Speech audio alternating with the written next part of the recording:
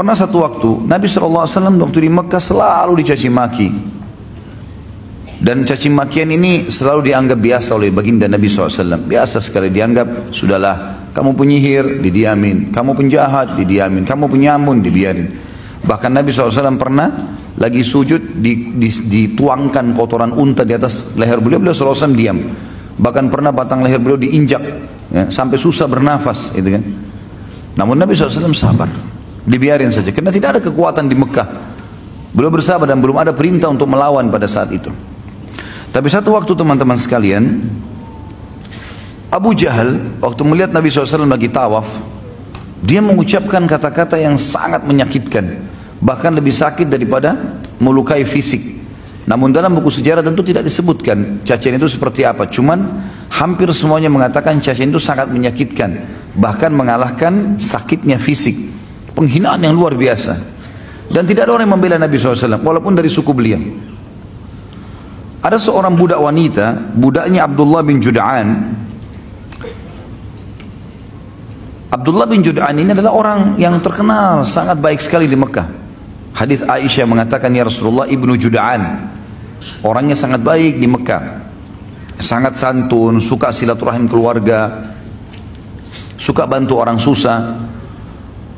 Kata Aisyah, ya Rasulullah, dalam hadis Bukhari Muslim, Ibnu Jud'an, siapa yang tidak kenal kebaikannya di masa jahiliyah? Apakah bermanfaat amal-amal yang dia kerjakan? Kata Nabi SAW, tidak sama sekali, karena dia belum pernah beriman kepada Allah. Dia tidak syahadat, tidak masuk Islam. Yang jelas Ibnu Jud'an ini, Abdullah bin Jud'an, tidak pernah membenci Nabi SAW, tapi dia tidak masuk Islam. Ada budak wanitanya dia lewat melihat Nabi SAW mencaci maki dengan cara seperti itu, dan dia tahu tuannya ini Abdullah bin Jud'an tidak membenci Nabi SAW. Maka dia pun berusaha mengangkat suaranya mengatakan, hai Quraisy, tidakkah kalian punya sopan santun? Kenapa kalian membiarkan ini? Kenapa dicaci maki? Nggak ada yang peduli. Apalagi ini budak wanita yang bicara. Maka budak ini lari keliling sampai dia keluar pintu gerbang Mekah yang dikenal dengan pintu Bani Syaibah. Begitu keluar di sana dia temu Hamzah.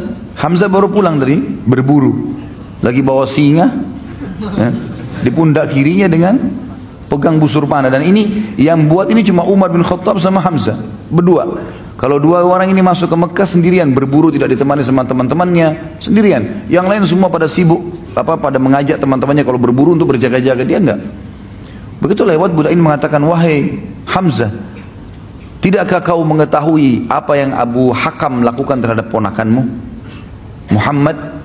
Kata Hamzah, apa yang dilakukan? Kata dia telah mencaci makinya begini dan begitu. Disebutkanlah kalimat-kalimat cacian itu. Tapi sekali lagi dalam riwayat tidak disebutkan. Dan memang tidak ada maslahat kita mengetahui jenis cacian itu. Yang penting memang ini perbuatan yang buruk. Maka kata Hamzah, tidak ada yang membelahnya. Kata budak tersebut, demi Allah tidak ada. Maka Hamzah nggak pakai tunggu pada saat itu. Sambil membawa singa, sambil memegang busur, langsung datangi Abu Jahal di dekat Ka'bah. Tidak pakai banyak ngomong. Singanya ditaruh di sebelah situ, kepalanya Abu Jahal dihantam dengan busur. Berdarah, luka. Karena Abu Jahal waktu itu dianggap rajanya Mekah lah istilahnya, orang yang dituakan di situ. Maka orang-orang sekitarnya mau membela. Kata Hamzah, silahkan, mau maju silahkan, siap untuk mati. Hamzah mau membela.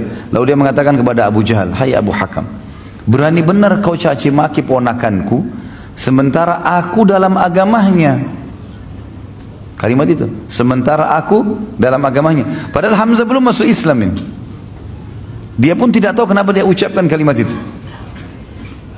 Maka Abu Jahal mengatakan, biarkan dia, memang saya yang salah. Saya sudah berlebihan telah menghina keponakannya. Hamzah radhiyallahu anhu pulang ke rumahnya.